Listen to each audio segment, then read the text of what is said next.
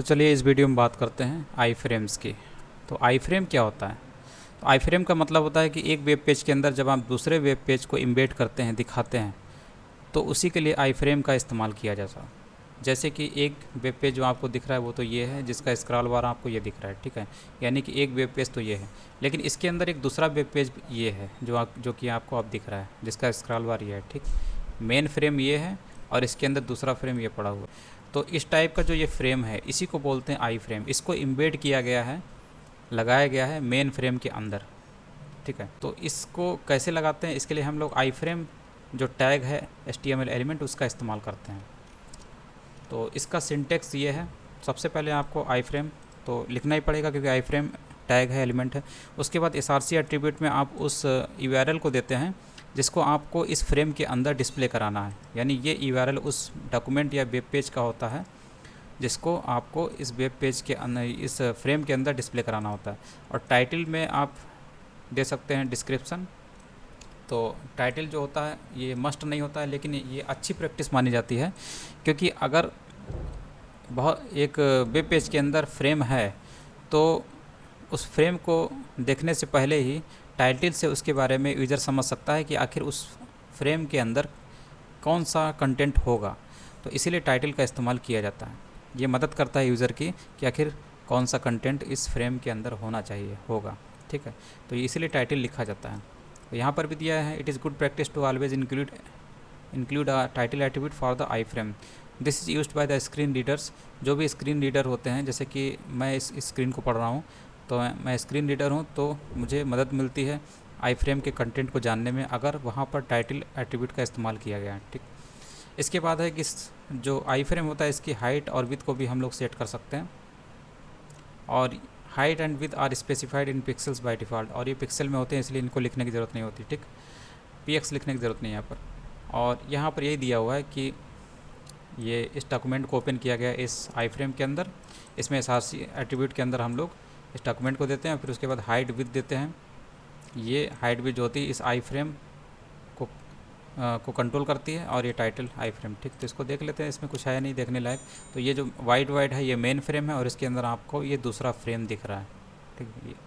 ये दूसरा फ्रेम है जिसमें एक कंटेंट लिखा हुआ है, और इसकी हाइट विड्थ कंट्रोल की गई 200 300, ठीक है। तो इसको 200 अगर कर देते हैं विड्थ को भी, तो आपको ये इस टाइप में दिखेगा, विड्थ और हाइट दोनों 200 हो गई। उसके बाद है कि ये तो HTML का तरीका था। HTML में आप हाइट विड्थ से कैसे फ्रेम के हाइट विड्थ को कंट्रोल कर सकते हैं। अगर आप इसकी जगह पर CSS का इस्तेमाल करना चाहते हैं तो उसके लिए भी आप CSS प्रॉपर्टी हाइट और विड्थ का इस्तेमाल कर सकते हैं। बस यहाँ थोड़ा लिखने का तरीका अलग हो जाता है, इसमें आपको स्टाइल एट्रीब्यूट लिखना पड़ता है क्योंकि आप CSS को इंक्लूड कर रहे हैं अपने आई फ्रेम को कंट्रोल करने के लिए, ठीक है। और हाइट और विड्थ ये जो है कॉलम से सेपरेट रहेंगे, ये यहाँ पर आपको वैल्यू देनी पड़ेगी, ठीक है। पिक्सल भी आपको लिखना है, जबकि आपको यहाँ पर लिखने की ज़रूरत नहीं हो रही थी। ये चीज़ है इसमें। तो इसमें भी आपको सेम आउटपुट मिलेगा। ये जो था ये यहाँ पर आपने सिंपली बिना CSS के इसको कंट्रोल करने की कोशिश की, आई फ्रेम की हाइट विड्थ को, और यहाँ पर आप CSS की मदद से आई फ्रेम को कंट्रोल कर रहे हैं, उसकी हाइट विड्थ को कंट्रोल कर रहे हैं, ठीक है। तो बस इतना अंतर है दोनों में। एक में स्टाइल एट्रीब्यूट का इस्तेमाल किया गया, एक में स्टाइल एट्रीब्यूट का इस्तेमाल नहीं किया गया, ठीक। उसके बाद है कि जो आपको यहाँ पर इसका जो बॉर्डर दिख रहा है, चारों तरफ ये बॉर्डर जो दिख रहा है, इस बॉर्डर को भी आप कंट्रोल कर सकते हैं, उसको हाइड कर सकते हैं। हाइड करने के लिए आप उस बॉर्डर को रिमूव कर सकते हैं। रिमूव करने के लिए आपको बॉर्डर प्रॉपर्टी का इस्तेमाल करना पड़ेगा, और ये CSS प्रॉपर्टी है। तो इसमें आपको स्टाइल एट्रीब्यूट इस्तेमाल करना पड़ेगा, क्योंकि अगर आपने CSS प्रॉपर्टी इस्तेमाल की तो आप उसे इंक्लूड करते हैं स्टाइल एट्रीब्यूट के जरिए। तो यहाँ पर स्टाइल एट्रीब्यूट का इस्तेमाल किया गया, और इसमें CSS प्रॉपर्टी डाली गई बॉर्डर, और इसकी वैल्यू क्या दी गई, नन, ठीक है। कॉलन के बाद हम लोग वैल्यू देते हैं। तो इससे जो आपका बॉर्डर है, जो आई फ्रेम का बॉर्डर है, वो ख़त्म हो जाता है, ठीक है। इससे आपको इसका बॉर्डर नहीं दिख रहा है, ठीक। ये चीज़ होती है बॉर्डर में, जब हम नन वैल्यू देते हैं तो स्टाइल एट्रीब्यूट का इस्तेमाल करते हैं तब, ठीक। और उसके बाद ये बता रहा है कि आपने तो इसके बॉर्डर को हटाने अगर आप नहीं हटाना चाहते हैं तो आप उस आई फ्रेम के बॉर्डर को स्टाइल दे सकते हैं, उसकी साइज़ को कंट्रोल कर सकते हैं, और उसमें कलर भी दे सकते हैं। तो इसमें हम लोग शॉर्ट हैंड तरीका इस्तेमाल करते हैं बॉर्डर के लिए, जिसमें हम लोग शुरू में बॉर्डर की विड्थ देते हैं यहाँ पर, और यहाँ पर इसका स्टाइल देते हैं, और यहाँ पर हम लोग कलर देते हैं, ठीक है। ये शॉर्ट हैंड तरीका होता है। ये सब आपको CSS में पढ़ने को मिलेगी। तो CSS के लेक्चर भी स्टार्ट हैं, वहाँ पे आप पढ़ सकते हैं इसको।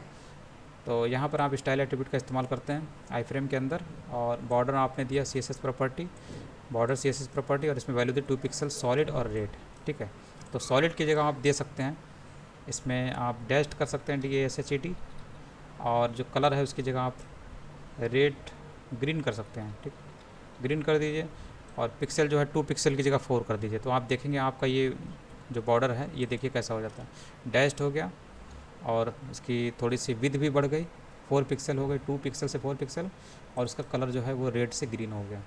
इस तरीके से आप बॉर्डर से इसको डिफ़ाइन कर सकते हैं अपने फ्रेम के बॉर्डर को, बॉर्डर CSS प्रॉपर्टी का इस्तेमाल करके। इसके बाद है टारगेट फॉर ए लिंक। तो टारगेट फॉर ए लिंक का मतलब है कि आप किसी लिंक को जब क्लिक करते हैं तो उसका टारगेट कहाँ पे होना चाहिए, उसके टारगेट को आप किसी फ्रेम के अंदर भी दे सकते हैं। तो ये वही यहाँ पर ये बताने की कोशिश कर रहा है। बस इसमें आपको ये चीज़ ध्यान देनी होती है, आई फ्रेम में इसमें आपको मतलब ये जो लिंक होता है, लिंक और फ्रेम होता है, इन दोनों को कनेक्ट करने के लिए आपको नेम एट्रीब्यूट का इस्तेमाल करना पड़ता है आई फ्रेम में, और टारगेट में तो आपको इसी नेम की वैल्यू देनी होती है, तभी ये दोनों और ये दोनों कनेक्ट हो पाते हैं। मतलब ये जो लिंक है, ये लिंक आपके आई फ्रेम से कनेक्ट हो पाता है। और जब भी आप इस लिंक पे क्लिक करेंगे, यानी कि इस लिंक पे क्लिक करेंगे, तो ये टारगेट पे ओपन होगा। और टारगेट क्या है, टारगेट आपका एक आई फ्रेम के अंदर है, यानी कि आई फ्रेम में ये जाकर ओपन होगा ये चीज़। तो इस लिंक को इस आई फ्रेम से कनेक्ट करने का ये तरीका होता है कि हम नेम में उसी वैल्यू को देते हैं जिस वैल्यू को हम टारगेट में देते हैं। ठीक है, तो इस तरीके से ये होता है। अब जैसे कि यहाँ पर आप क्लिक करते हैं, ये जो लिंक बनाया गया एंकर एलिमेंट से, एंकर टैग से, तो ये बनाया गया। ठीक है, इसे पैराग्राफ के अंदर रखा गया है। इस यहाँ पर है ये एंकर एलिमेंट, इसे लिंक बनाया गया। इस पर जैसे ही क्लिक करेंगे तो ये ओपन होगा इस आई फ्रेम में, यही वाला लिंक। ठीक है, यानी कि इस फ्रेम में क्यों ओपन होगा, क्योंकि यहाँ पर आपने जो नेम एट्रीब्यूट दिया है, यही चीज़ आपने यहाँ पर टारगेट में दी है यहाँ पर। ठीक है, यहाँ पर अपने मन से आप कुछ भी रख सकते हैं। मान लीजिए मैं यहाँ पर ARV रख देता हूँ, तो मुझे यहाँ पर भी ARV रखना पड़ेगा। ठीक है, इसको रन कराते हैं, और उसके बाद जब हम लोग यहाँ पर इस पर क्लिक करेंगे तो आप देखेंगे यही वाले जो लिंक है ये जाकर इसके अंदर ओपन हो जाता है।